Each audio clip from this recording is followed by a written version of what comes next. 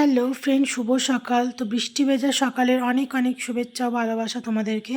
তো বাইরে দেখো কীরকম পরিমাণে বৃষ্টি পড়ছে। তো এই বৃষ্টিটা কদিন ধরেই পড়ছে, কালকে পুরো দিনটাই বৃষ্টি পড়েছে, রাত্রেও বৃষ্টি হয়েছে সারা রাত।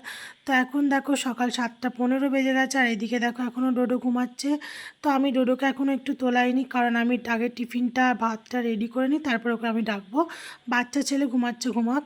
তো যাই হোক, দেখো এদিকে আমি আজকে টিফিনে ওকে করে দেবো ছোলার ডালের পরোটা।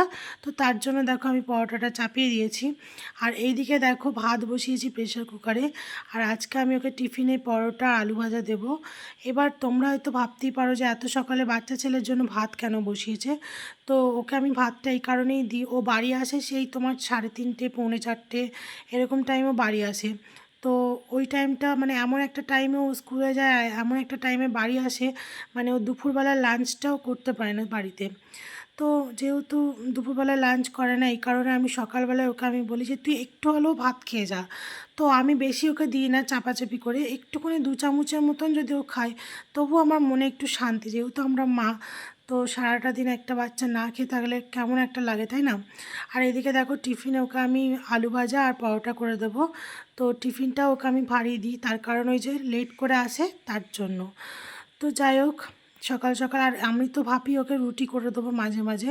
তো যেহেতু রুটি খেতে চায় না, তো ওকে আমি একটু পরোটাই করে দিই।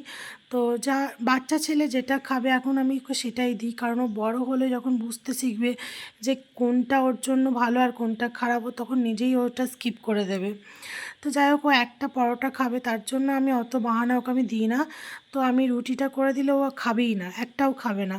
তো যার কারণেই আমি ওকে মানে পরোটাটাই করে দিই। ও বাবা খুব বকাবকি করে এর জন্য, যে ওকে কেন রোজ রোজ পরোটা করে দাও।